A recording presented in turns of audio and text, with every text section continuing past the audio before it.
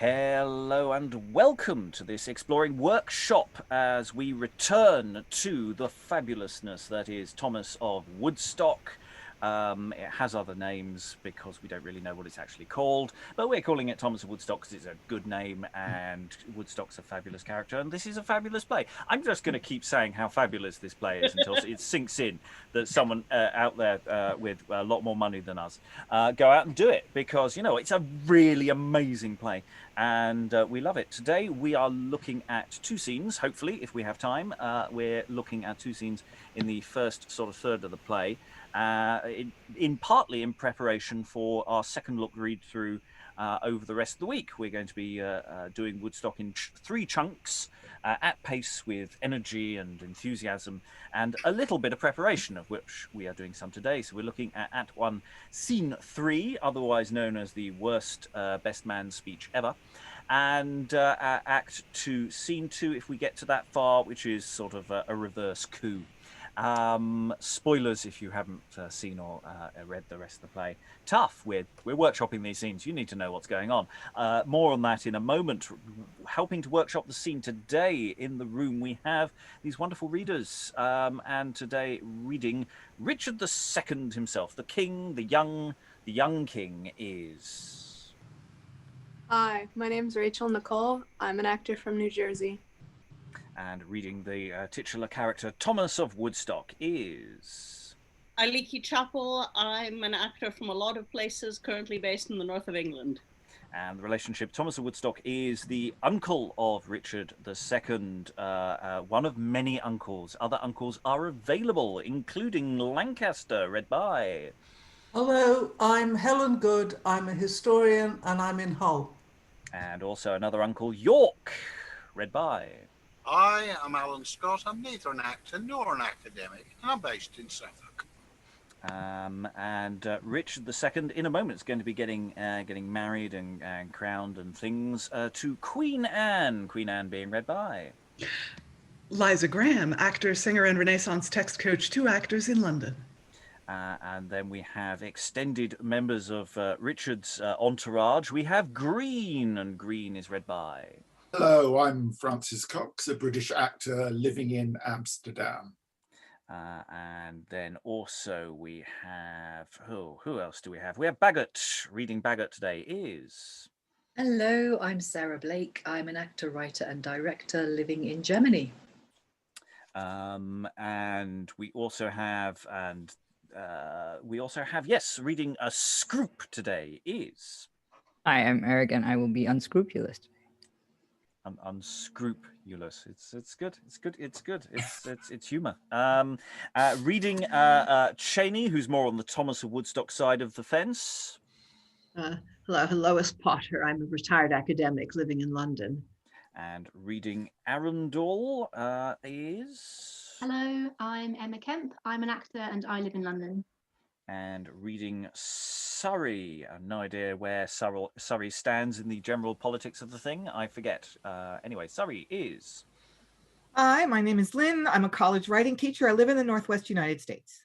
And finally, we have Thomas of Woodstock has the Duchess of Gloucester to keep him company and do things as well. I put that very badly. Anyway, Duchess of Woodstock, read by... I'm Alexandra, and despite that introduction, I'm really happy to be here. Yes, I should rehearse these things in advance, but it just comes flowing out and bad things sometimes happen. And I'm your host, Robert Crighton. I today am reading nothing apart from occasional stage directions and generally prompting us to try and find out what's going on in these scenes and get the best out of them. So this is Act 1, Scene 3. And as you can tell by the number, it's the third scene in the play. And so the play opens with this hugely dramatic moment when Lancaster, York, and et al., all the uncles, are suddenly rather afraid. They're all being poisoned. There's a horrible plot going on, and it's all very dramatic. And the audience goes, "Hang on, have I missed something? Did I come in late?"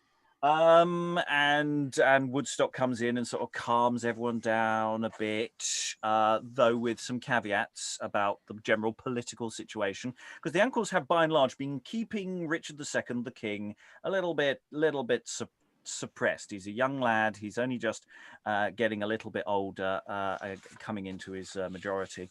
And Woodstock saying, well, he's going to get married in a bit, so maybe he'll calm down and be a bit less fiery.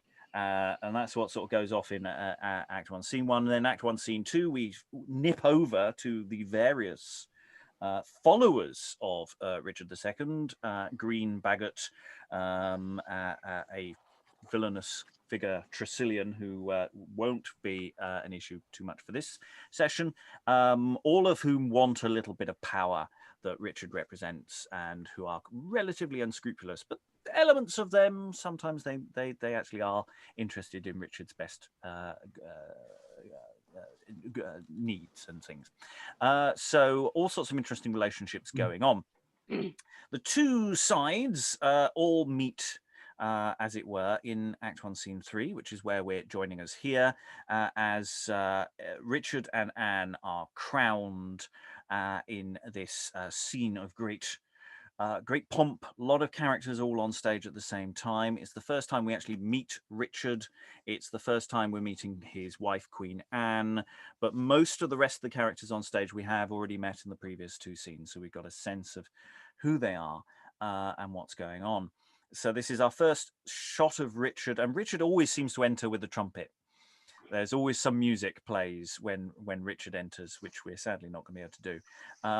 And so what we're going to do now is we're going to just start reading this scene and see what comes out. I'm going to stop it quite irritatingly often, and we'll discuss character, scene, and things. So in state. Sound of Senate, enter in great state King Richard and Queen Anne, crowned, Lancaster, York, Arundel, Surrey, Greene, Bagot, etc. And Woodstock. Woodstock is very brave, i.e. he is wearing his finest clothes. He's got a bit of flash on, and Woodstock is known for not wearing too much that is fashionable. He dresses down. He's always on a dress down Friday, and he's with the Duchess of Gloucester, and the Duchess of Ireland is also in attendance.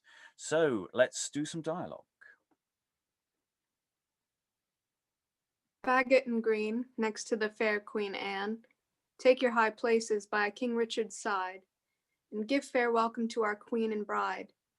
Uncles of Woodstock, York, and Lancaster, make full our wishes and salute our queen.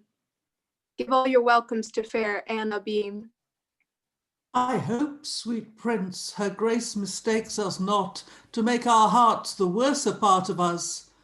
Our tongues have, in our English eloquence, harsh though it is, pronounced her welcomes many by oaths and loyal protestations, to which we add 1,000 infinites. But in a word, fair queen, forever welcome. Let me prevent the rest for mercy's sake. If all I'm going to pause you there because I think that's such a wonderful opening gambit from Woodstock in this scene. And I think this is where we get possibly to the heart of the scene. Richard, we'll go back to Richard's opening address. First thing he says is Bagot and Greene. Those are his mates. Take your high places next to the fair queen, then to uncles Woodstock, York, etc. Make full our wishes. And it feels very rehearsed to me. I don't know if the room will agree or disagree as we go forward. But this is very much the public speaking room.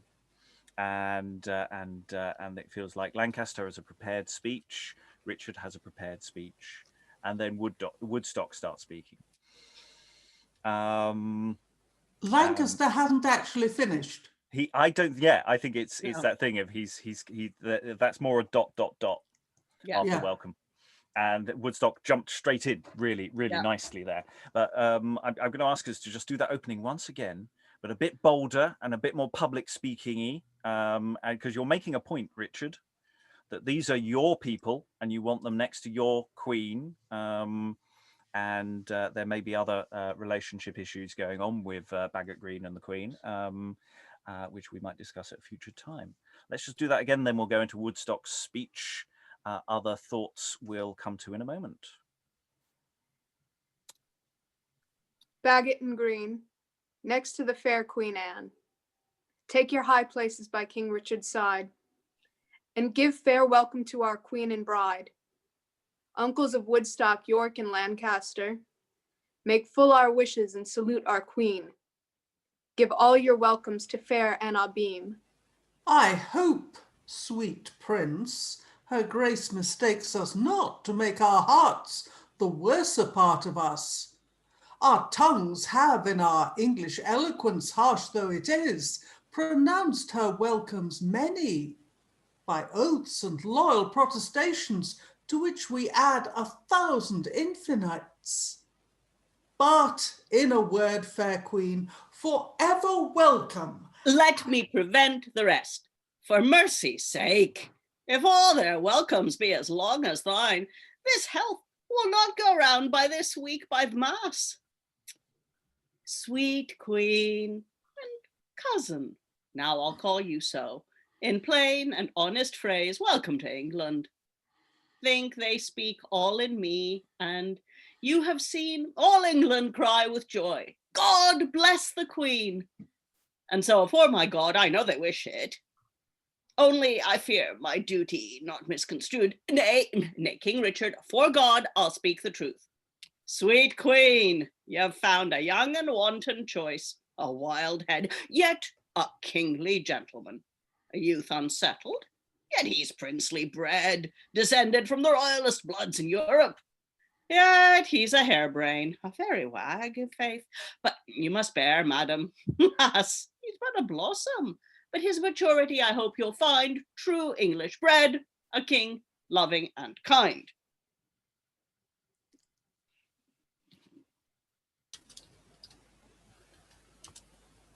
I thank ye for your double praise, good uncle. Aye, good cause. I'm plain Thomas by the rood.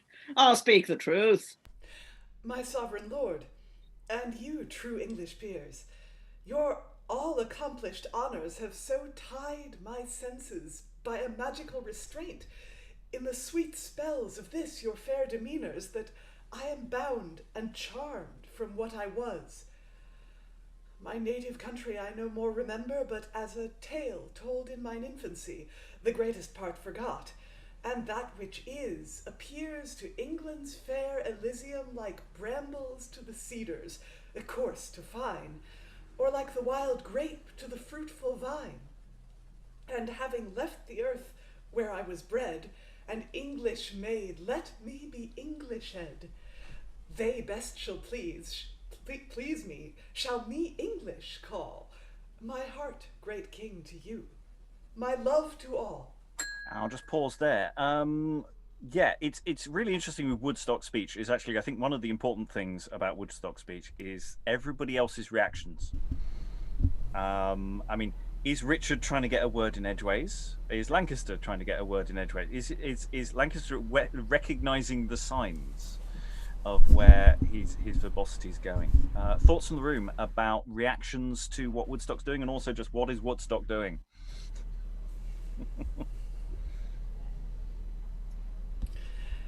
Helen. There are all sorts of places where he could be putting Lancaster down.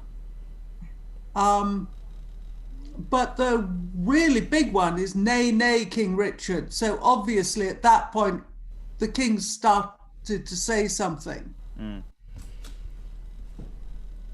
Yeah, it's Rachael. Oh, I was just gonna say, like, I think it's sort of one of those moments where you can see how he's being graded on as the king, because there is that family familiarity and they're used to him being young and listening to what he says, but there's sort of like the way he's talking in the public setting is a little too familiar. And, you know, saying that I'm an unsettled youth and at a crowning and things like that. I think it's just a sort of, what do you call it? Not an upstaging, but sort of not as, yeah, and yet he's a harebrain. It's a little insulting, a little too far. Yeah, and the thing is, he's saying it to his wife. The man literally who has met nobody, or by the way they're talking, it's like this is your first introduction to the extended family, and this is what you get. We had Lancaster doing his speech, and then we get this. Sarah, then Lois. Yeah, I totally agree with Rachael. Much as I like Woodstock as a character, I find this actually quite disturbing what he does here, because it's like he's basically saying, get back in your box to Richard. It's like, this is Richard's wedding. So it's a massive public occasion. Richard, you've already talked about the fact that he's prepared for it. He's made a big show of the fact that I am the king, and you sit here and you sit here, and this is my queen, and you need to welcome my queen. One thing that we didn't mention before, but I thought it was interesting, was those couple of rhyming couplets that we had in the king's opening speech. You can almost imagine that he'd kind of gone away and practiced those beforehand, so deliberately to make it a very formal, very celebratory occasion where he's asserting himself and he's asserting his power, and then Woodstock just comes along and basically says, get back in your box. And he does it, in that kind of jovial, kind of let me tousle your head kind of way, but it's actually really not nice at all. I don't think it's deliberately undermining him, and you could play it a number of different ways. We tend to think of Woodstock as being this very plain, because of course that's what he says about himself. I am plain, I am honest, I am frank. You can play it that way. I'm just speaking directly, that's who I am. But actually I think you could play it that there's a little bit of you could play that with a bit of edge, that he knows exactly what he's doing. Well, if it was true, he wouldn't have to keep telling everyone that he's plain and honest, would he? Exactly. Lois, then Helen, then Lynn. Yeah, there's quite a lot of opportunity for reaction here, certainly. I mean, the opening bit is a sort of joke, if all their welcomes be as long as thine and so on. And you could have some people laughing and others, look politely smiling, because after all, he is an important person, but they don't really think this is funny. And, people gradually beginning to think this is really in pretty bad taste. There's one line I really don't understand. Only I fear my duty not misconstrued. What does that mean? I mean, I'm just afraid that somebody will misunderstand me. And then that's where King Richard suspects that something awful is going to come out, and he starts to interrupt, and Woodstock interrupts him. Is that what's going on here? Yeah, it does seem to be something like, don't misunderstand me, don't miss, but the slight disjointedness to it is gives opportunities, I think, to everybody else. As well. Helen, I think, was next. Oh, I can no longer see Helen. Oh, yes, I can. Yeah, I'm here. No, things moved around. Oh, right. I think it's very important what Richard does in the first two lines, because this is a state occasion. He's wearing his crown, which makes it a very important state occasion. And he takes Bagot and Greene and gives them preeminence over royal princes and the protector of the realm, who are now placed in a secondary place to Bagot and Greene. I mean, that is serious insult. I mean, really serious. Yeah. Sorry, go, Liza. It seems to me that it's a quite good illustration of the political situation, which is Richard has a faction and his various uncles have their factions, and the uncles have hitherto been running the show, been running Richard.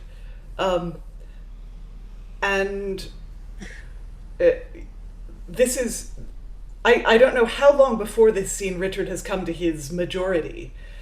But yeah,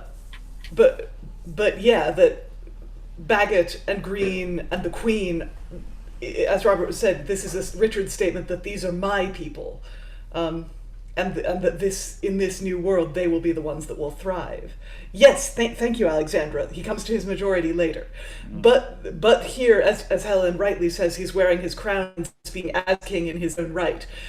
And one thing about Richard is that he does know that being king is an act of theatre, and we will see that power game as to who gets center stage play out over this scene.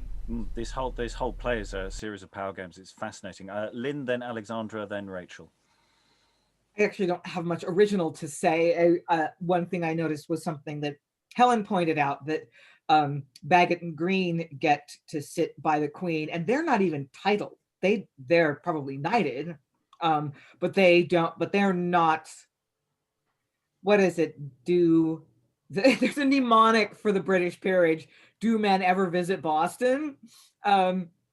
Duke, Marquis, so on. I mean, they're not even barons, I don't think. They would be, they're not even lords.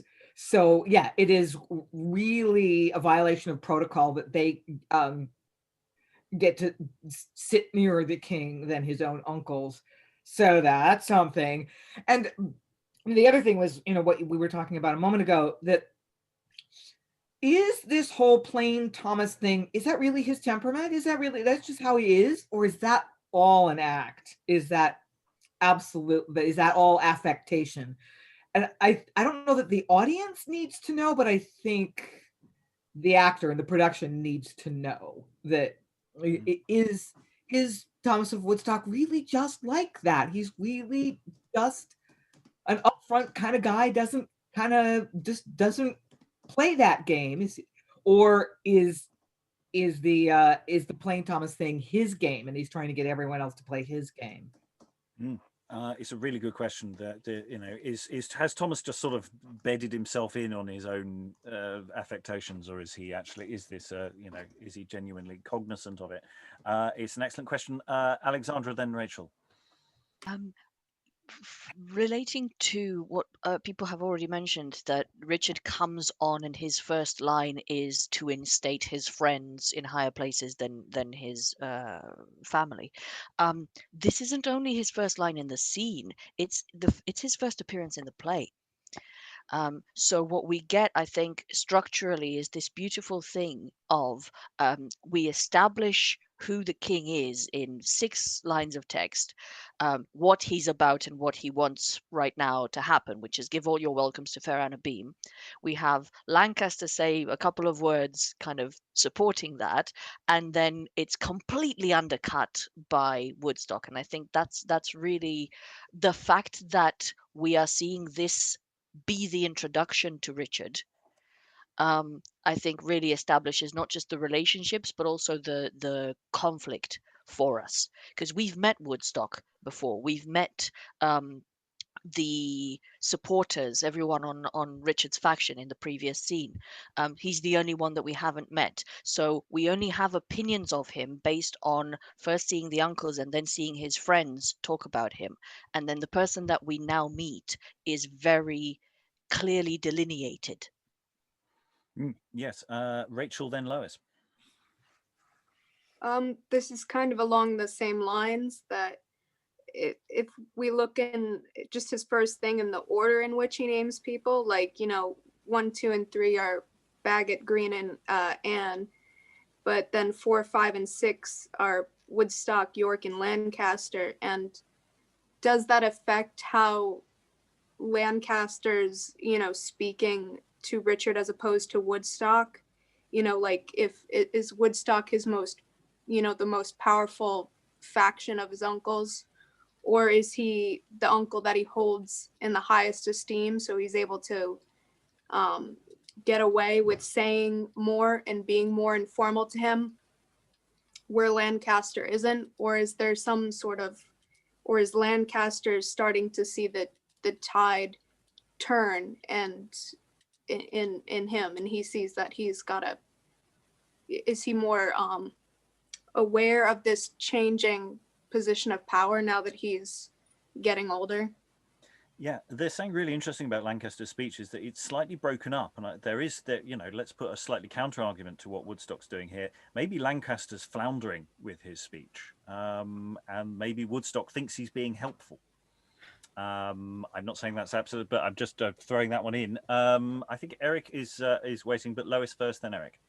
Yeah, I just wanted to say, I mean, I looked at the two previous scenes, and Lancaster is incredibly hot-tempered. I mean, everybody is trying to calm him down all the time. And I think there could be a lot of nervousness about what he is going to say. And I think his reactions, I don't know if people watching this are going to be in speaker mode or gallery mode, but if people's reactions can be seen, surely Lancaster should be fuming at what happens right at the beginning with the king putting his favorites in high place. And there should be some suspense as to whether he's going to come out with something nice or just say what he thinks, because he's nearly as bad as Woodstock, really. And in fact, he's much more hot-tempered. Yeah, so maybe it's Woodstock is trying to prevent an explosion and actually ends up putting his foot in it by going too jovial. If that might be a way of playing it. That doesn't mean that's the way to play it, but it's just that's a really nice possibility. Eric? I was going to say that, well, two things. Firstly, it's interesting, about the naming, that it's compared to like the play we had last week, which was Gorbaduck, where, none of the characters are named. They don't go, sit down next to me, cousin Gorbaduck, or, whatever. They don't do that. They sort of they don't address them directly. They sort of name them in passing, which seems much more conversational, whereas this is very sort of, high state of the, not state of the arts, but very sort of formal. And it does play with the different terms of address as well, which is coming up later in the scene. So it's a really good thing. Sorry, I cut you off, Eric. No, I was also going to say, Richard replies with, "I thank you for your double praise, good uncle." And he doesn't say, like, it's such a short sentence compared to what everyone else has said. It's like, he's kind of like bubbling with rage. Maybe, I don't know. Maybe that's just like sort of, thank you for interrupting me. I was doing something. This is my wedding day. You're upstaging me. Kind of that element. Yeah, or just thank you, uncle. It's not even, because it's not double praise. He's an arrogant little shit, but he's royal blood. He'll see it through. He's a complete idiot, but he might wise up as he matures. It's uncle speak with forked tongue is what it is. Double meaning. I thank you for your double meaning praise and all the double meanings in it. Thanks a lot. Yeah. So in a way, that line is very clever, because it, in one sense, double could mean twofold, but it really means duplicitous. So it's just one line, but I think maybe really quite sardonic. So Richard is young, but he's no fool.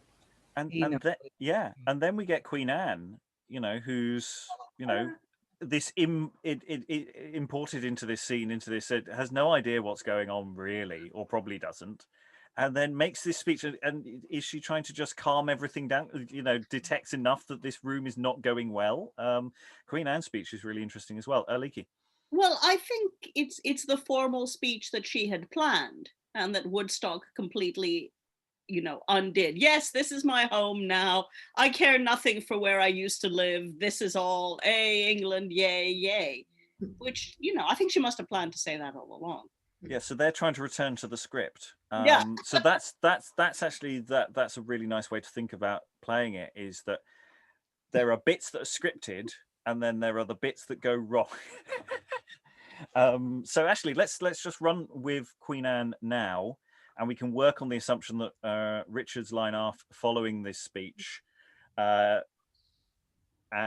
York's is either semi-scripted or at least somewhat genuine, and then Woodstock bursts in again, having got the bit between his teeth. It's like he just can't stop himself. So Queen Anne again, my sovereign lord, your practice speech.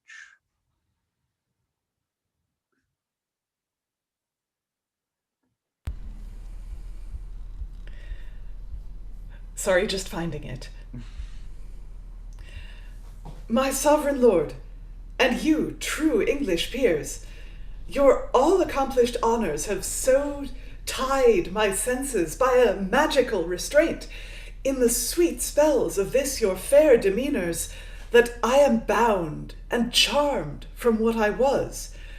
My native country I no more remember, but as a tale told in mine infancy, the greatest part forgot. and that which is appears to England's fair Elysium like brambles to the cedars, coarse to fine, or like the wild grape to the fruitful vine. And having left the earth where I was bred and English made, let me be Englished. They best shall please me shall me English call, my heart, great king, to you, my love to all. Gramercy, Nan, thou highly honourst me. Blessed is England in this sweet accord. For God, sweet queen, our English ladies, and all the women that this isle contains shall sing in praise of this your memory, and keep records of virtuous Anna Beam, whose discipline hath taught them womanhood. What erst seemed well by custom, now looks rude. Our women, till you were coming, fairest cousin, did use like men to straddle when they ride. But you have taught them now to sit aside. Yet, by your leave, young practice often reels. I have seen some of your scholars kick up both their heels. What have you seen, my lord? Nay, nothing, wife. I see little without spectacles, thou knowst. Trust him not, aunt, for now he's grown so brave. He will be courting I and kissing too. Nay, uncle, now I'll do as much for you, and lay your faults all open to the world. Aye, do. I am glad you are grown so careless, now by my crown. I swear good uncles York and Lancaster, when you this morning came to visit me, I did not know him in this strange attire. How comes this golden metamorphosis? From homespun housewifery, speak, good uncle. I never saw you hatched and gilded thus. I am no stoic, my dear sovereign cousin, to make my plainness seem canonical, but to allow myself such ornaments as might be fitting for your nuptial day and coronation of your virtuous queen. But were the eye of day once closed again upon this back, they never more should come. And we'll just pause there.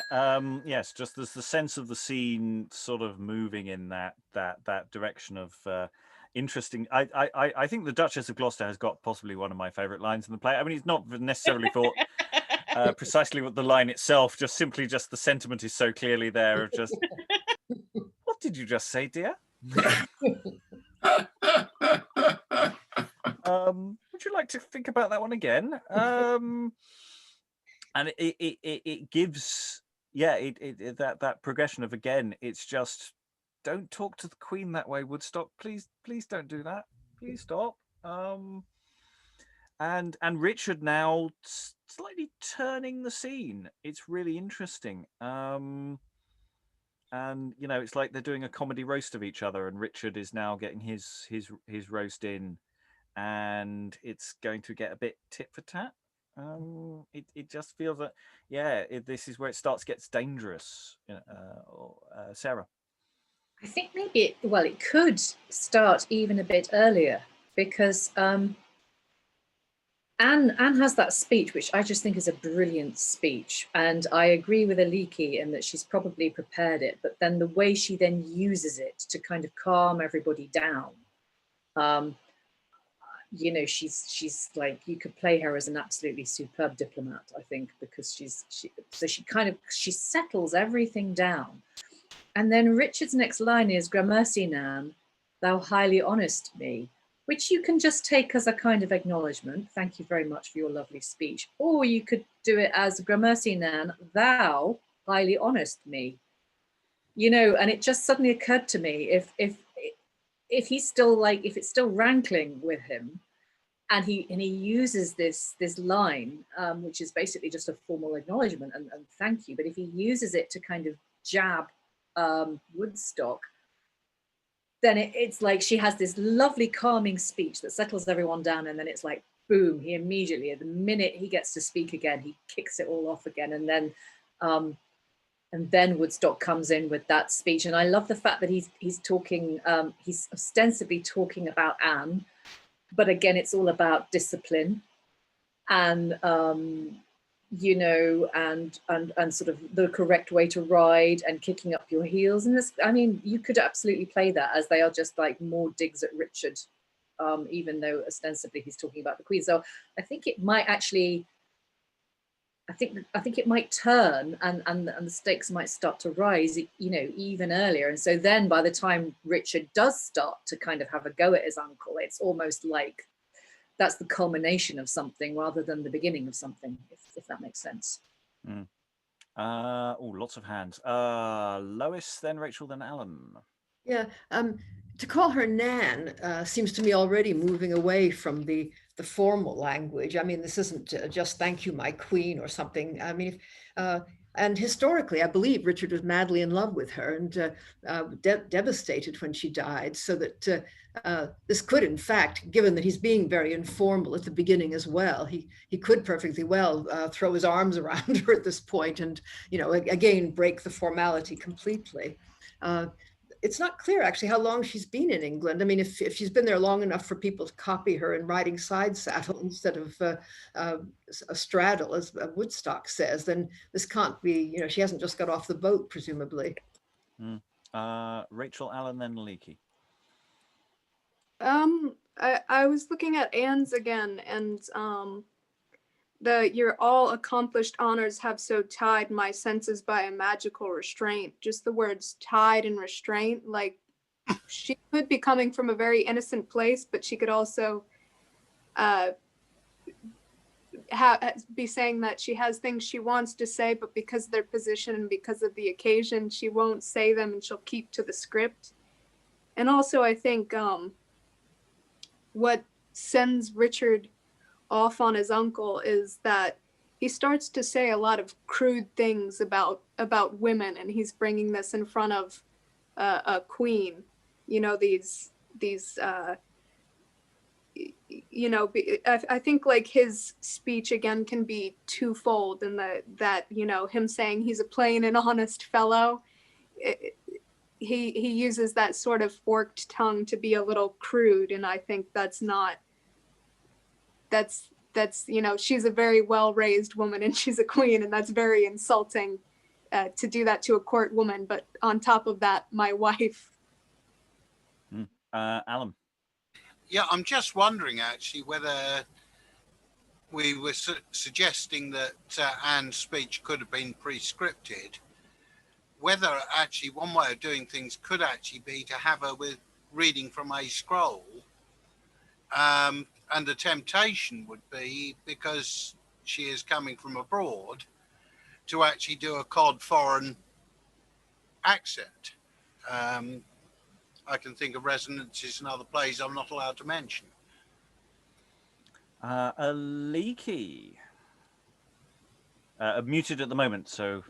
This is something out of what we were saying in the chat, which is, and Rachael mentioned it as well, that there's something really quite sexual about this teasing that he's doing, about riding astride as opposed to side saddle, and oh, you're going to show our women how to be ladylike because you are so refined and feminine. And there's something about that, especially from a middle-aged man to a young woman. There's a type of guy who, whenever he sees a younger woman, is always going, oh, isn't she pretty? Isn't she pretty? And that's really making me dislike Woodstock the more I think about it. Eric. I was just going to add that the whole thing about the side saddle thing, like, because I can't remember, someone in the chat mentioned that maybe Anne was in the country for about 1 or 2 months by this point, and well, like logically, her women and her, you know, sort of the people serving her would have just copied her, because that's what you do when it's the queen. It's like out of fashion, out of like the fashion would be set by the royals, not the other way around. Although I guess at some point they tried to like maybe sort of, you know, adapt to the customs of the country. Like she would bring her own costumes as well. So maybe it's this sort of thing that they get like, we're changing all the fashions and changing everything about this country that used to be, well, maybe not good, but like sort of wild and free and enjoyable. I don't know, whatever. Maybe that's his sort of dig at the Queen as well. And then we've got Richard turning the tables somewhat. You've given me. I'm glad you're grown so careless. Now I can have a go. And he starts having a go that Woodstock is dressed up, because he's not normally dressed up, and here he is actually dressed up. So and that's sort of where the inn is for the rest of this very much a two-person exchange going on here.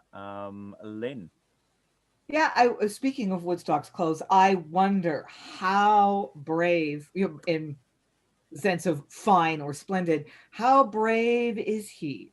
So he's not wearing his, was it furs or whatever? He's not wearing his plain woolen gown, but is he sort of twitting the court manners by being kind of ridiculously dressed up? Is it not just fine, but kind of tacky and over the top, or is it kind of more appropriate on a level with everybody else? I mean, so there's a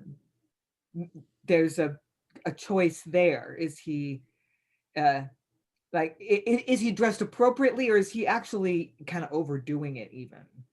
I think knowing the dress sense of the rest of the court, I think it's not a question of him overdoing it. It's him getting it wrong in some way. He's definitely got it wrong, because they're all gonna lay into him on this. So yeah, he's just got the wrong colours or something. It's just not very good or something like that. Yeah, absolutely. Helen, then Sarah. Yeah, I think that they're getting at him not because necessarily he's got it wrong, but because he's previously made such a point about wearing homespun that now when he's wearing cloth of gold, as beseems his rank and the occasion, they can mock him because he's conforming. Yeah, I think it's the conformity that they're mocking rather than the... it may be that he's overdone it, but I don't get that feeling. I don't think with this court you can overdo it. I mean, that's my objection to that. We know later on the fashions of this court are absurd in certain quarters, so it would be hard for Thomas to really push the boat out. I think that's a really good point. Sarah, then Alexandra. I really like Lynn's idea that whatever he's wearing, he's done it deliberately to kind of twit the court, because there is actually, I think there's a vanity to him. The fact that he makes such a big deal all the time of talking about how plain he is, how plain spoken, how plain dressed he is.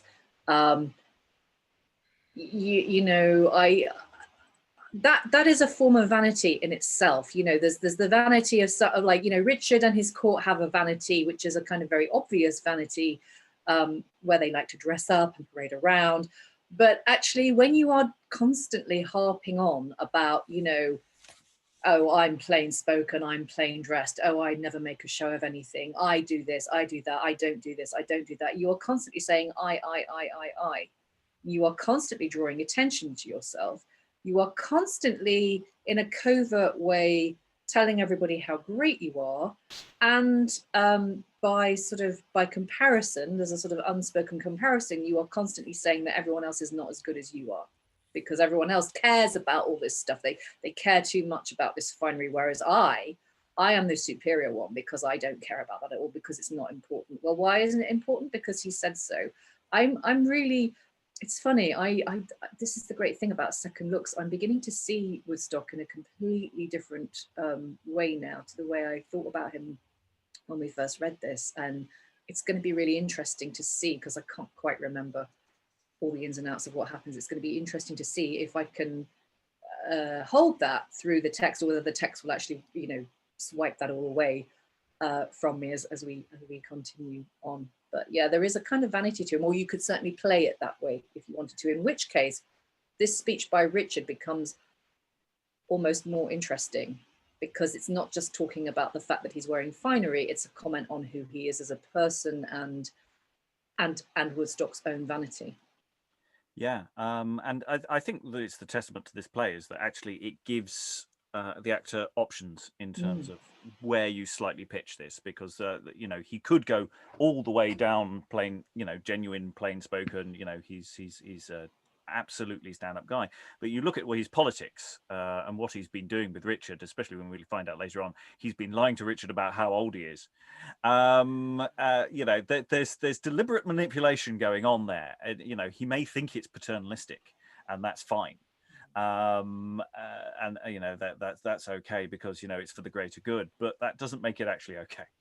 And that doesn't mean that he doesn't make, he might be a nice chap, but it doesn't mean he doesn't do nice. He does always nice things, and it's that sort of balancing act that the play is giving us options as to where we actually place people, in the same way as Richard isn't necessarily an out and out villain either. Alexandra. Yes, I agree with the people who are saying it doesn't matter what he's wearing. I think this is an exercise in button pressing. So he knows what to say to and about Richard to hurt him, to make him feel insecure and bad about himself. And Richard returns the favor at this point. And also, again, structurally speaking, I feel like the entire scene is set up in that way that we talked about at the beginning, where this is official, there are speeches that we have to say, and then he completely undercuts that. Anne brings it back to the speeches. Richard goes, oh, thank you. Not Lancaster, York sort of goes, right, let's return to that side, and then Woodstock undercuts it again. So Richard reaches a point where he goes, do you know what, let me tell you some truths about yourself and lay your faults open to the world, which Woodstock takes with a kind of, yeah, let's do that, let's completely let go of what we should be doing and have a bit of a jest.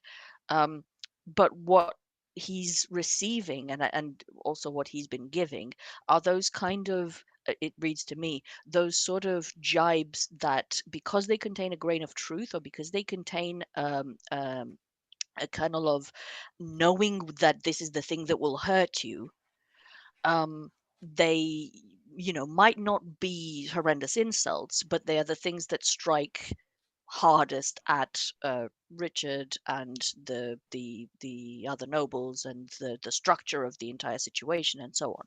So he's doing something that's not just dangerous, it's incredibly hurtful. Well, that's the other element, remember, is that this is a family, and families always know how to hurt each other the most. We're coming close to Christmas, so that's the time when all these things come boiling out. Eric, then Sarah. I was just going to say that the whole thing about the golden metamorphosis from homespun housewifery might be also like sort of, where have you been hiding all this cash? Sort of like like all this time you've been wearing sort of really mean suits, or like sort of mean clothing, or something, and then suddenly you turn up with this. Sarah.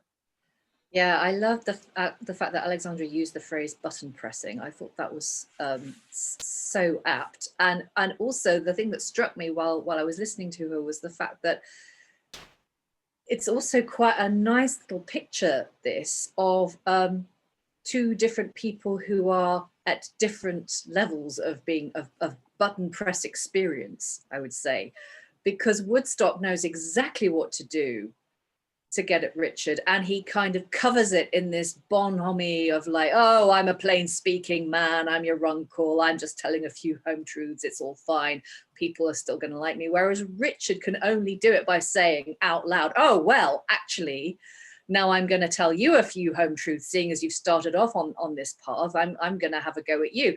And there's a kind of there's a kind of awkward incompetence to that, I think, in terms of, if the only way you can push someone's buttons is by saying, yeah, right, well, now I'm going to push your buttons and see how you like it. He clearly hasn't got the experience at this stage of his life. Maybe it's because he's young, or maybe it's just because he's not such a master manipulator at this stage as Woodstock is, but he's fairly inept at doing it because he can't cover his tracks. He can only do it out loud. And obviously, whereas Woodstock is really good at doing it in this sort of covert way. And that adds an extra dynamic to the speeches, which I find fascinating. Francis. Yeah, it also, one other element to this whole bit is that Richard has been patronized and put down at his own wedding. And so he has to kind of save face and seize back the advantage, as it were. So there's that element here as well as getting back at a Woodstock, I think. And there's real malice. I sense real malice in the way Richard speaks in this scene, or this little bit. Yeah, Rachael. So to tag on to that, and also to what Sarah said, I think there is that sort of, because of his youth, that he doesn't have the whole power to do that. But I think this part where he's like, I'm glad you've grown so careless, and then right after he calls on York and Lancaster, and in the beginning he said Woodstock, York and Lancaster, and I think he calls on them not just in a family way to get at him in this moment, but also like in a way of saying, I can change my favoritism, and I can also call on, these other two factions to get on my side and offer them a little more, favor underneath. I think he is starting to move into these court manipulations by, calling on these other two military powers that would be there. You know what I mean? Like I'm trying to figure out how to say this. Like they have a chance to get up on their brother if they take his side on this and bring him down publicly, if they come up and defend the king in this instance, because they are in public. And yeah. Okay. Oh, I think considering we're not even 100 lines into the scene, I'm really loving this. I'm not complaining. It's some really great stuff coming out. I want us just to go back a little bit before we go forward over some of that text. So I think we'll go from Richard after Woodstock says I do. So Richard's laid down the gauntlet. Let's try and get this dialogue between Richard and Woodstock flowing. Stand by anyone else who's going to be leaping in. We'll let this flow on for a while and get a sense of where that all goes. So Woodstock, I do, and Richard, go for him. Leave yourself unmuted, and just keep going at each other. Let's see how this fight progresses. I do. I am glad you are grown so careless now by my crown.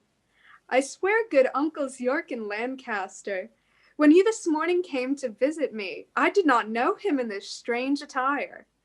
How comes this golden metamorphosis from homespun housewifery? Speak, good uncle. I never saw you hatched and gilded thus. I am no stoic, my dear sovereign cousin, to make my plainness seem canonical, but to allow myself such ornaments as might be fitting for your nuptial day and coronation of your virtuous queen.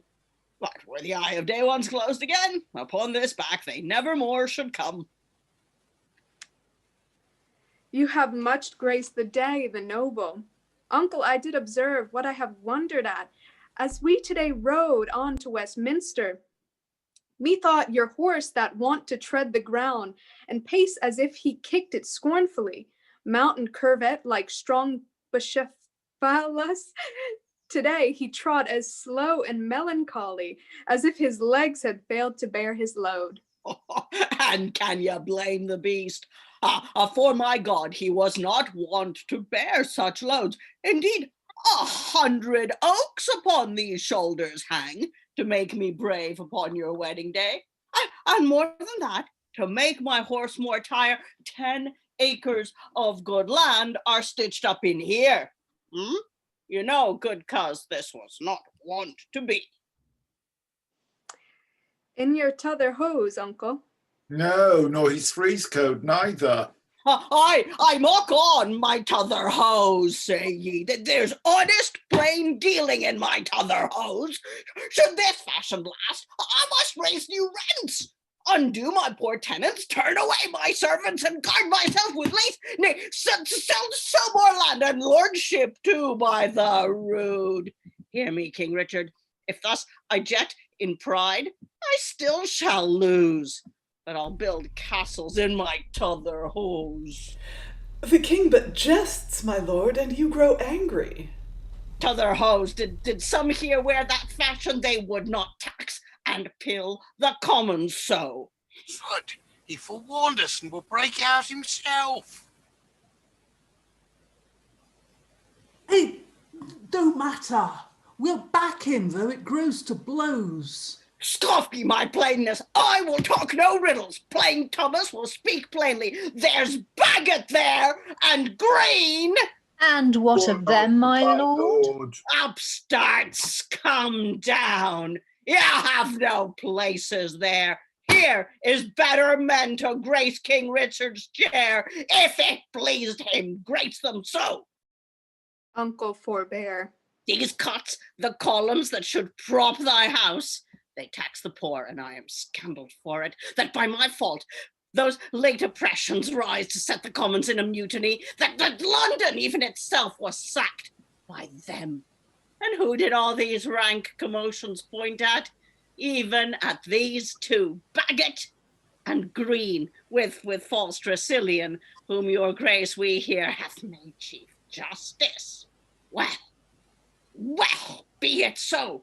Mischief on mischief sure will shortly flow. Pardon my speech, my lord.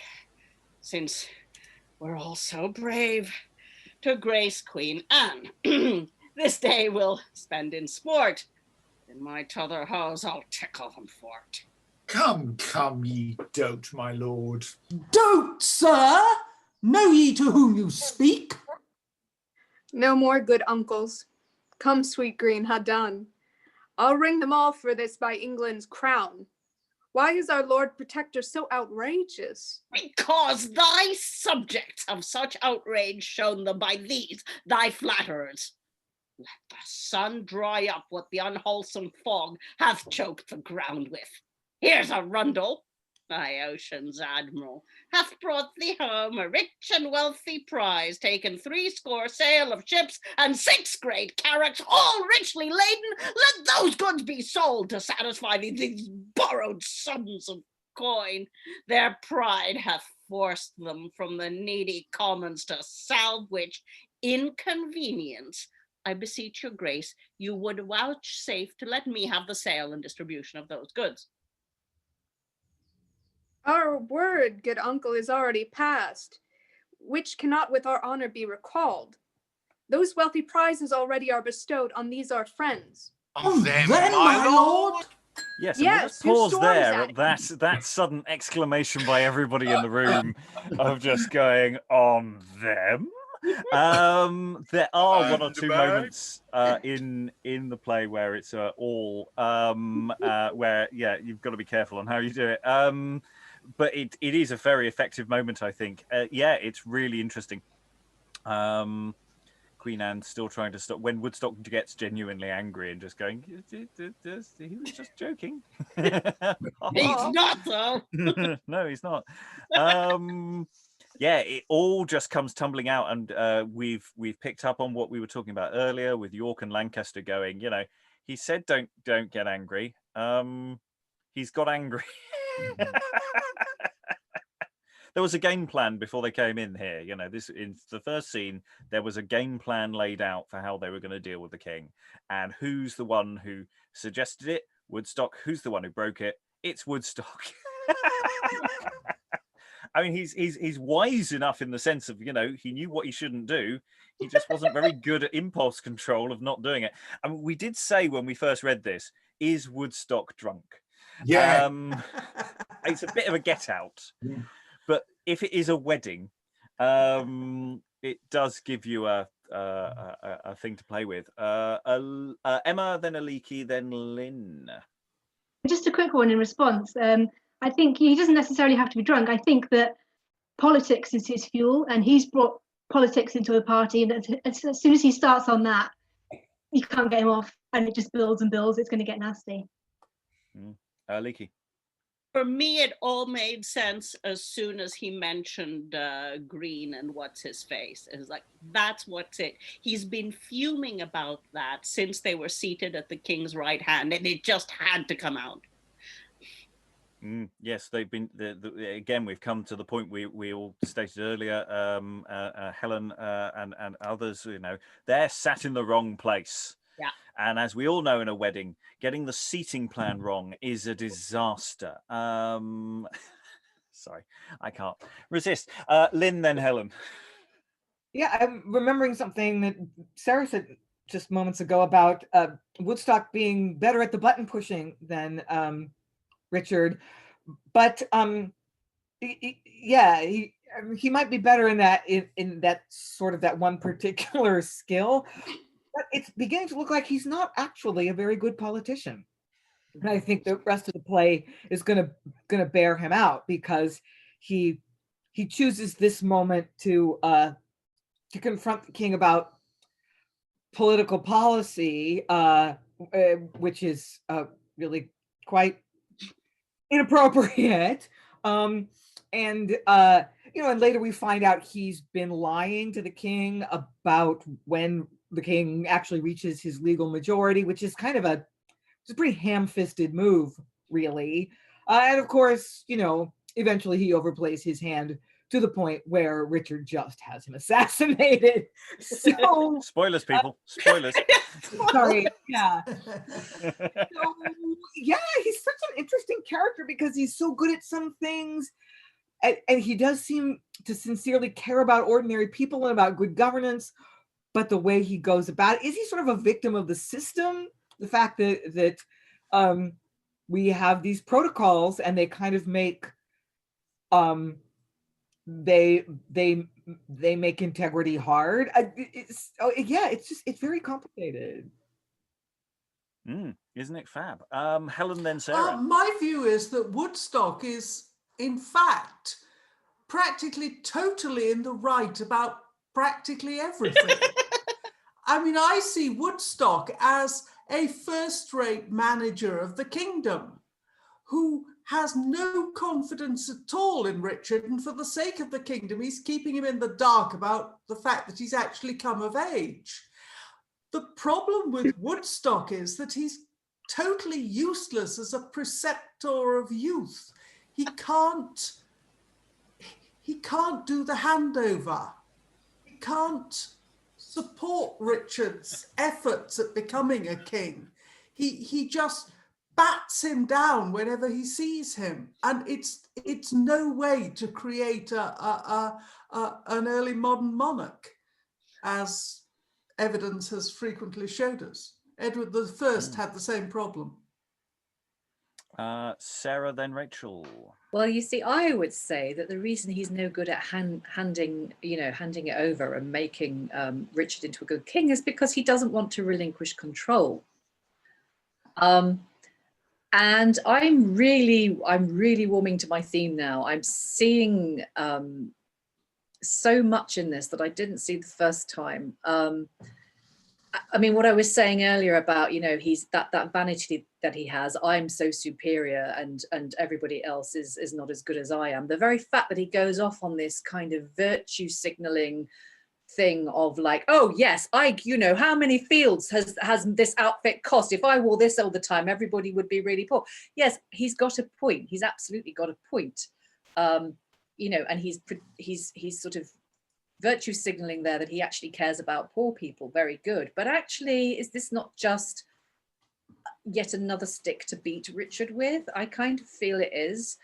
And And I'm actually beginning to really see him. I'm looking for the signs in the play, and I'm finding them, which again, you know, it's so good that they're there if you want to see them, but equally if you want to take another view, that the play also supports that too. But I'm actually seeing him now very much as a covert narcissist.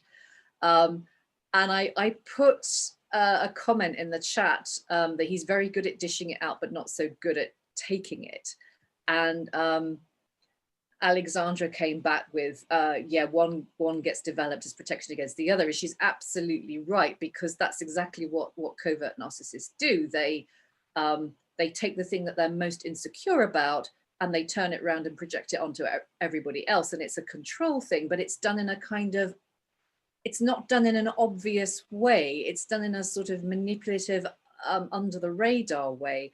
And what I love about this is that we have so many plays from this era that are about overt narcissists, you know, tyrants, kings who are clearly, you know, have that in their character. But you don't often get many covert narcissists. And the fact that this play in this scene alone seems to be not only allowing space for that interpretation of Woodstock, but is actually backing it up with every speech that then comes out of his mouth and the way people respond to him. I'm like, oh, I need to reread the whole thing now and see if this interpretation will actually, you know, stick all the way through, because the fact that it's even there, that it's a possibility, it's not the only choice, but it's a possibility, I think is just great. Yes, I think you might be catching him on a bad day, but or am I catching him on a day where he's actually showing his true colours because he's had a couple of glasses of wine? Yeah, that's a really difficult thing to back up as a statement. We'll go with Rachael, then Lois, then Eric. Well, Aliki was giving her speech and things like I'm looking at it from just that perspective as an actor is part of the reason they don't, you know, like, because Richard himself steps out of like these state speeches, and I think he's also prone to emotional outbursts. And when Aliki was giving her speech, the part where she was going like this with the coat, when I was saying the horse was moving so slow and he was talking about, oh, it's my clothes, I think that's a jab at his weight, you know, calling his uncle overweight, you know, like things like that. And I think also part here, because going back to that very beginning, putting his friends above his uncles, I think the entire time he's trying to start a fight with his uncles so that they have an outburst and they insult things in public and you know, just do what they do in private, but in public, so then he can, you know, push them out of their positions and put who he wants into their positions, you know, and just set the kingdom up the way that he wants it set up, whether they're good at their jobs or not. He wants control over what's his.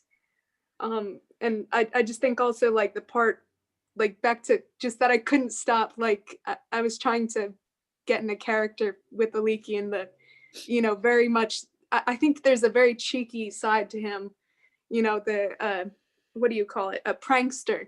I think like he's turning that into, as he's getting older, into just the court mechanisms and the throwing it onto them and making them seem like they're the ones starting the insults when he really insults them by what do you call it, not outranking, but displacing, putting people whose ranks are below them before them. Yeah, just I think his insults are much more subtle, but he knows his uncles, like with that talking plainly, their insults aren't subtle. So the more subtle he can seem, the more right he can seem in firing them for just not wanting them around. Lois, then Eric. Yeah, the fascinating thing about starting the workshop with scene 3 is that we're seeing everything from a completely different perspective. I mean, Scene 1 opens with the uncles all discovering that Richard tried to poison them. Scene 2 opens with his followers making it clear that this really was what was happening because they regret that the plot had been discovered. So that we're coming at it from a completely different angle here. I mean, we're on the side of Richard against these people, whereas I think the whole play has been setting us up to be very suspicious of Richard and very much more on the side of these wronged uncles. And we've got the line here from Richard, you know, when Woodstock's talking about goods and distribution of things, and Richard then goes, well, I've already given it all to my mates. Which is where we close this moment, because I think that's the thing about Richard's temperament of being caught out a bit. Maybe he didn't intend to tell everyone that at this moment. He was perhaps going to keep that one secret in the same way as Woodstock was going to keep his temper. So I think there's also a question of family dynamic. Are they all like that? They all have that fiery Plantagenet temperament kind of thing. Eric.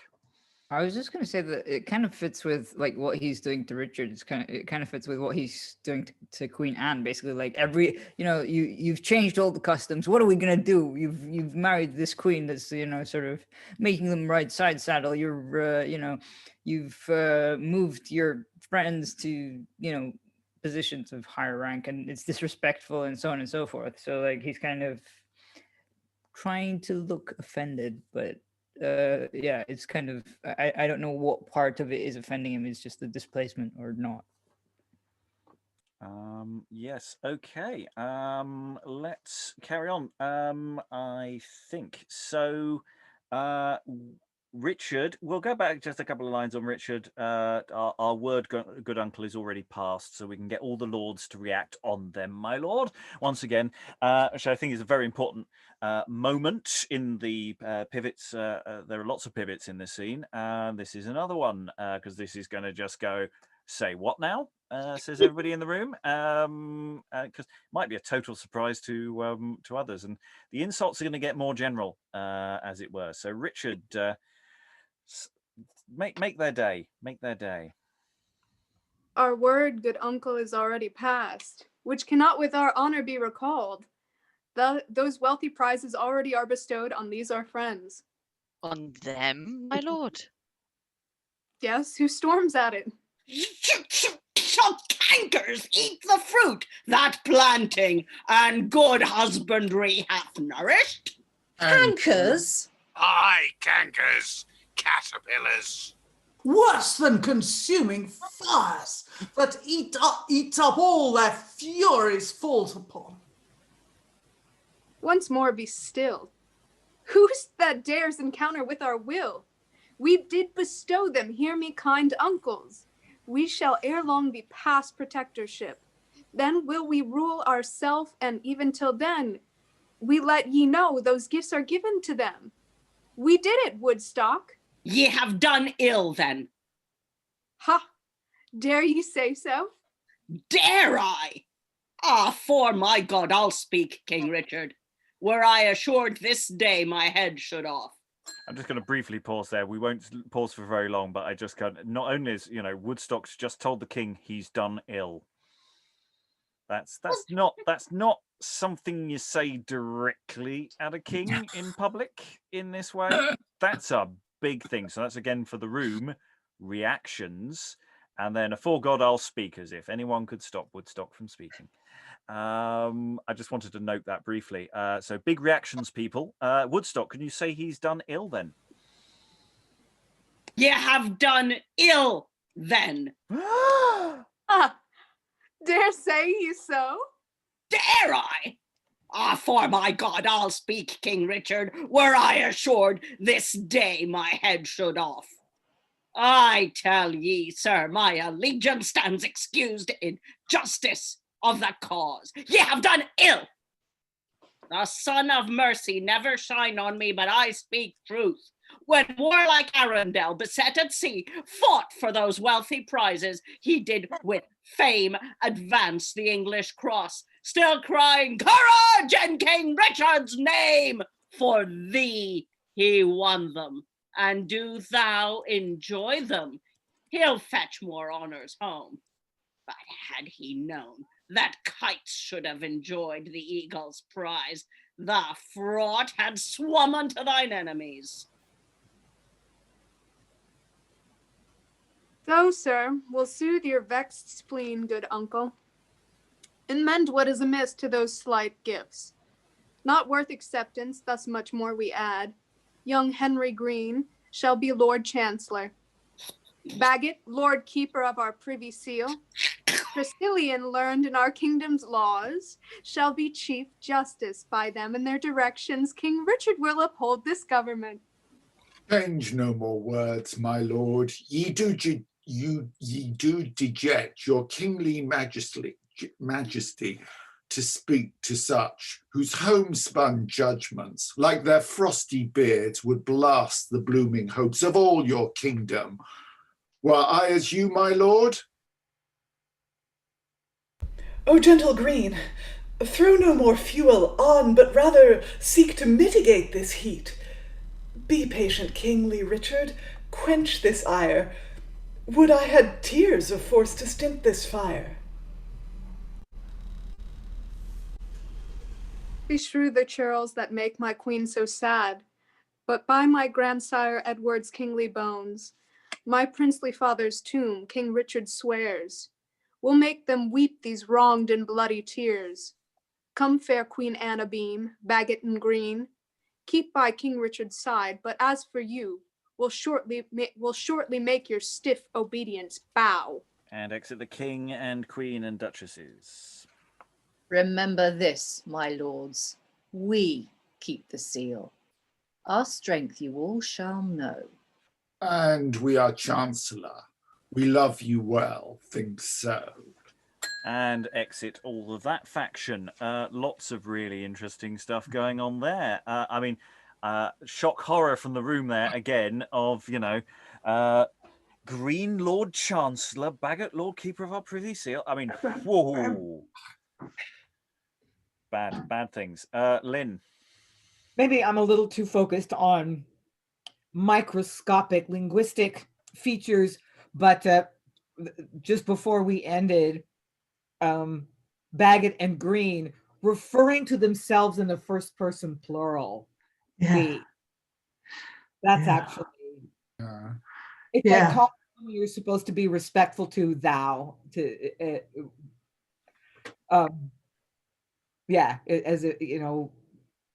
hadn't noticed that, but these and thous and yous are important linguistic markers of hierarchical relationships, and the fact that we I mean, he's nobody.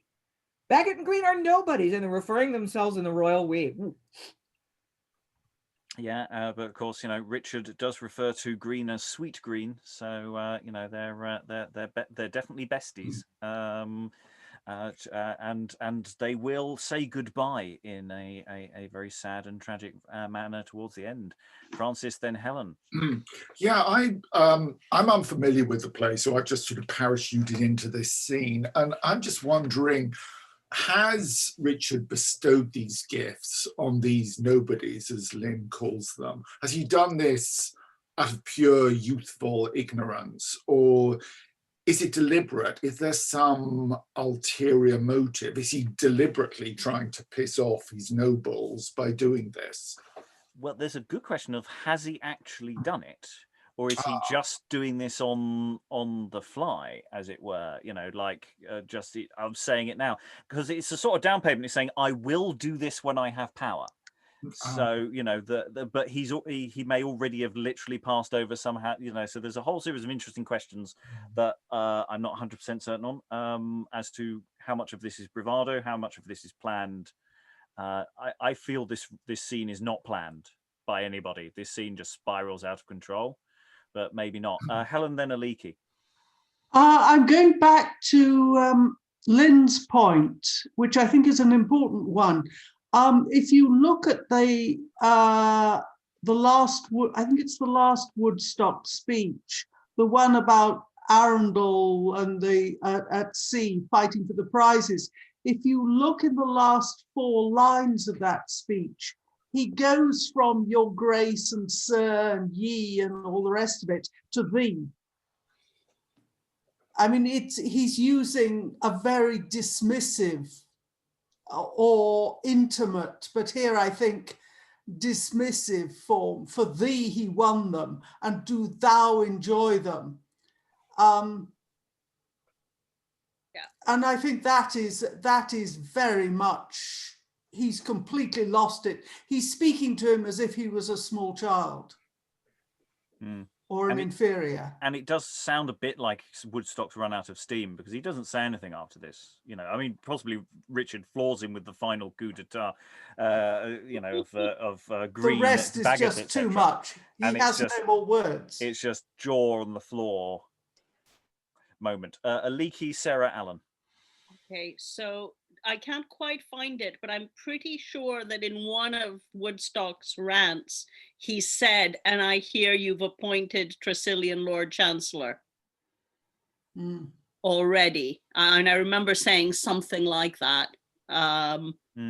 Chief Justice, yeah. Chief Justice, right. And then the other thing is his first reaction to hearing that the prizes are going to Greene and Bagot is, shall others eat the fruit that my good husbandry has, basically. So I'm not sure that he's as selfless as all that. I think he might be saying, hey, I built up the fleet so I could get some of those prizes. What do you mean you're giving them to somebody else? Yeah. Sarah, Allen, then Rachael. Yeah.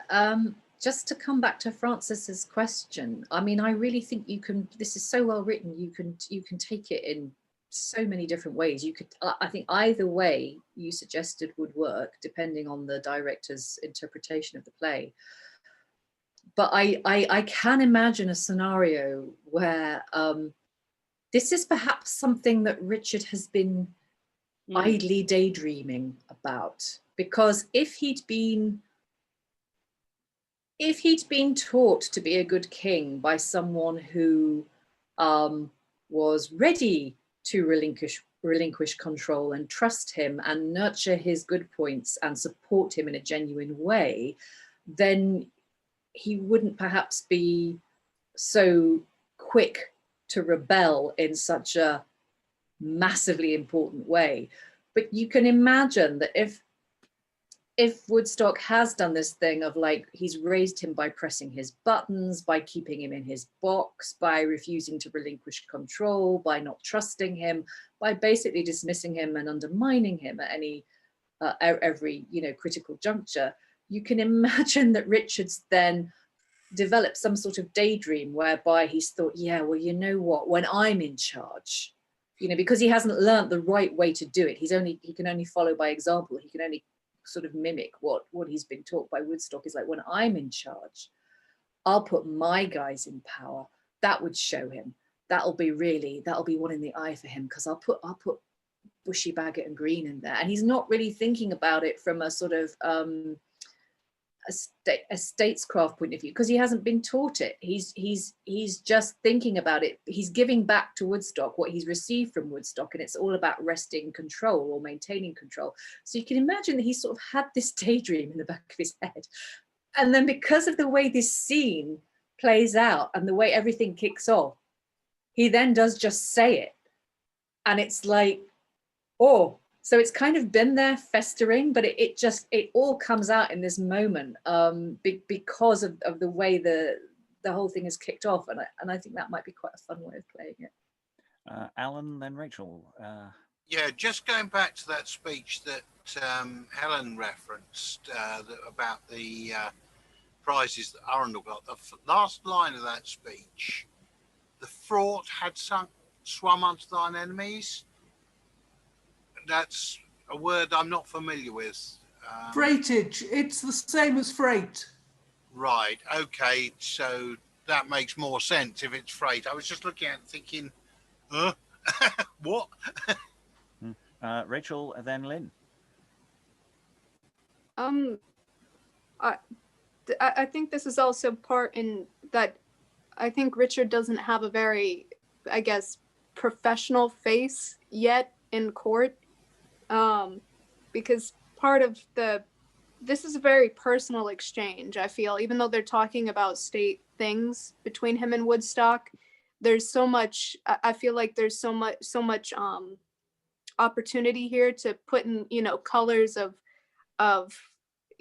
laughter, boredom, anger, because it's so much like he's just being talked to like a child. And this is just a certain, I think, where you can show a lot of relationship that they've had before, because I'm sure there's many times Woodstock's talked to him like this since he was a child.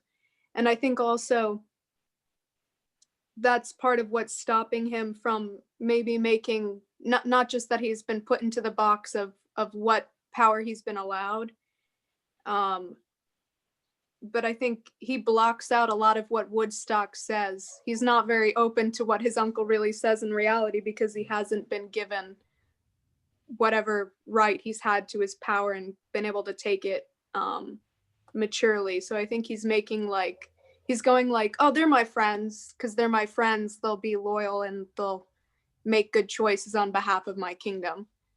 So I think he's a little rash because of these things and doesn't have a lot of experience. So they are in the right place in terms of worry. Yeah. Lynn. Yeah, I just wanted to respond to what Aliki said about that line, shall cankers eat the fruit that planting in good husbandry has nourished. Yeah, I absolutely agree that the implication is my planting and my good husbandry.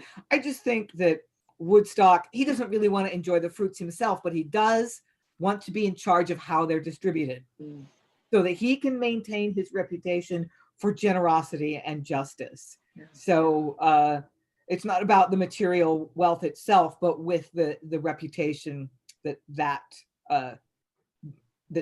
being the one who distributes it or advises on the distribution of it would gain him. Helen. No, I think Woodstock wants the best for the country. And Richard is obviously, utterly and totally useless. And the more he's kept under, the better, according to Woodstock. And there is absolutely no way he's going to let the little so-and-so take over, because it'll be a disaster. Lynn, thank you, my Lord of Gloucester. I just had, a contemporary kind of moment. I'm the only one living in the U.S. right now, and I'm always impressed by how up to date you folks are on American politics. But you know what? Woodstock is Bernie Sanders. You really God, yes. That's my second Bernie Sanders this month. Yeah, in 2 weeks, 2 Bernies in 2 weeks. Ego starts to take over. So it's a mix of really wanting what's best for the country, but also being very invested in being the country's good guy savior. Those things are both operational at the same time. And the longer you have a career in politics, the easier it is to lose track of your good goals, your greater goals, and make more about yourself. There is a thing about when you live in public, is that the performative version of yourself becomes you. And you can get trapped inside that mask. And maybe there is, we were saying that a bit about the way he talks about himself all the time, is that, part of his stump speech has actually got trapped in his day-to-day discourse. And that, as I say, in a sense, he's right. He wants to do all the right things. He may, however, still be doing some pretty dodgy things at the same time. His heart is in the right place. He doesn't spend money. He doesn't do all the terrible things that many of Richard's followers are doing. He's not corrupt, but he is a manipulative. He is a bit manipulative. You can be many things at the same time. Eric. I find it interesting that Richard doesn't say, sort of that he doesn't specify that he's being attacked by Woodstock, but he says beshrew the trills that make my queen so sad. So basically, it's his fault, Greene's fault, and sort of because the Queen Anne says, "Be patient, Kingly Richard, quench this ire." So basically, it's like, calm down. This is how we manage things. Like, so she's more experienced in court, maybe. And also sort of, it just feels like Richard wants to do what he wants, which is, his prerogative as king, I guess. But also he has to sort of maintain a sense of order in the kingdom at the same time. Yeah, it's a really interesting tactic. It's not, let's not talk about what anyone's just said at me. Let's just say, you've made my queen sad. How dare you? And to displace. Now, we are basically out of time on this scene. We're not going to get to the second scene, people. I think we're not even going to get to the death of this scene as well. There is a little bit more business, but I don't think it really matters for the bulk of this scene. This is basically where I wanted to go to. So I'm not going to go around everyone for final thoughts. I'm going to just let people wave, and but this is the sort of the final round, as it were. Sarah, I'll go to you first. I would say, in response to what you said there, Rob, that yes, it's possible for good people, to be manipulative. It's also possible for manipulative people to be good. You can turn that on its head. And I'm thinking here, there've been various stories in the press over the years. You get a lot of gurus, like health gurus, therapy gurus, the sort of self-help people who are actually incredibly manipulative and very narcissistic in a covert way. Doesn't necessarily mean to say that everything they do is awful. That doesn't mean that they don't sometimes do good things or say good things that other people find genuinely useful. It just the thing that is motivating them is them finding a way to make themselves feel good. And if they do good to others in the process, that's great, but that is not their core motivation. Their core motivation is about filling the hole in their own souls and making themselves feel good. And I do think you could play Woodstock as that character. And in fact, I was really taken with what Lois said earlier about, we're seeing a completely different side to the play in this scene, because we haven't had those two earlier scenes, with the poisoning. And I'm thinking, yeah, actually, because it's not, I'm trying to remember, but I don't think it's Woodstock that gets poisoned, is it? It's the other two that they're trying to poison, and then they go to him. And he is immediately the calm one who is like, don't worry, calm down, let's be sensible, we'll sort it out. So he immediately takes charge of that scene. So that's another scene where he's sort of like, I can play the good guy here. I can play the one who is reasonable, rational, responsible, telling the others to calm down and not lose their tempers, telling them not to be hasty. But then, of course, the minute he is actually challenged by someone who is like a mini version of himself, then he does lose his temper and he does kick off. And I do think there's also a really interesting dynamic between him and Richard, in that they are kind of, in a way, very similar. They manifest their power struggle in a completely different way, but they're basically mirroring each other in their behavior in this scene. And you've got a dynamic, not that they just manifest it in different ways, but also you've got one person who is very much older and has more experience, and has current power. But then you have the other person who is a lot less experienced and a lot less agile at playing the game. But in actual fact, he is the one that is coming into the power. So there's that dynamic going on as well. And I've really enjoyed this workshop because I'm seeing a whole other side of it. Yeah, I think there are two things. I'm not buying the narcissist thing. You could, but the thing is, I think if there is that there in this scene, there is a journey to Woodstock which would excise it very quickly. Because I can't remember what happens. I can't remember what happens later on. When he gets to a point where he doesn't have power anymore, or anywhere near as much power, and there is a sort of trajectory of power for him. So if it's here, then maybe there's a redemptive quality to his story, more so than we've found previously. Other thoughts in the room? Lynn, then Aliki, then Alexandra. Yeah, I mean, I think that you could go either way with Woodstock. Is he a manipulative person who happens to do good in the process, or is he basically a good person who's maybe sort of lost sight of his values along the way? And is Richard someone who doesn't understand the concept of a loyal opposition, or is it just that the opposition is so unskillful at voicing their concerns that he can't hear them? I mean, politics is the art of the possible, right? And Woodstock doesn't seem to understand that he's not king, he's Lord Protector, and the king has a certain temperament and needs to be handled in a certain way if you're going to get anything out of him. And Woodstock doesn't seem to be willing to do what's necessary to move the government in the direction he would want as far as possible.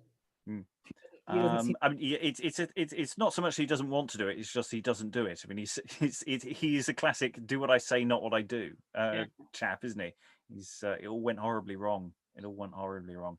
Aliki, then Alexandra. I mean, I think we can pick at Woodstock's vanity without necessarily deciding that he's a narcissist or a bad person. And that's kind of where I'm going to sit. He's a bit vain about it, and why shouldn't he be? He's been running this kingdom for a decade or whatever it's been. And, you know, there's that thing which... I'm the mother of possibly the nicest teenager in the world, but all the same, there is a point when you go from being able to set the rules to having to negotiate things, and that's a bit of a shock. Oh, I feel for him. Alexandra, then Rachael.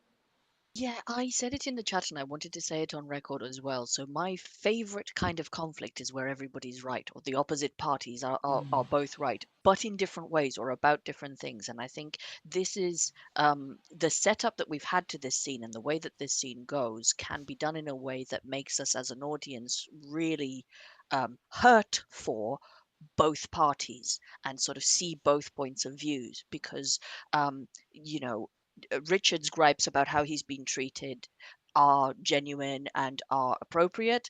Woodstock's gripes about what Richard's doing to the country are also genuine and appropriate. And because these people can't communicate to each other in a direct and a sincere and a non-aggressive way, or a defensive, actually, because each of them are hurting the other because they're trying to defend themselves. Because that communication can't happen, the rest of the plot does. So I think that's great in the writing. Rachael. No, I think there's so many different ways you can take this text, and also I think some of Woodstock's, you know, I guess vanity we could call it. I mean, he is like the part where he's talking about the ships and stuff. He is a military guy. He's accomplished not just things in the government, but things militarily. He's established. I mean, he's established himself so much in positions of power, and you know, like, he's got the resume, he's got the experience, and then Richard doesn't, even though he has the right to all of it. And I think, you know, like, no matter what your part is as an actor, you can play it as if you're the protagonist. And I think everybody in this could play it as they're the protagonist, but everybody could also play it as the antagonist, because there is this huge fight for power. And it's like, what really, there's also, you know, maybe this is an argument they were having, I don't know, morally at the time, where it's like, what is the right to be king? Because I mean, you know, over the years, the monarchy in England hasn't really remained the same. And I don't know what you guys over there, your positions on it are, but it's not like they make all these major decisions anymore. So I think maybe you can see that sort of turning over a little bit in this text, that argument. Yeah, lovely. Any additional thoughts before I close the session? No, the room is silent. We are going to be continuing our look at this as part of the context of the rest of the first third or so, the first two acts we're going to be looking at tomorrow. We're going to do a straight through run through of the the first two acts. So it'd be interesting to see how this plays out a bit more in context. For those who are in the room tomorrow, remember reacting to all these things makes some of these scenes really, really come alive. It's not just us making lovely speeches. It's always difficult on Zoom. We're still only trying to get an idea of the play, not necessarily anything definitive. Thoughts and ideas to come from the room and from what comes out of the rest of this week. All that remains is to thank everybody for all their thoughts, suggestions, everyone who didn't necessarily get very much to read. Thank you very much for your patience, but your thoughts anyway. All that remains to say is goodbye. Bye.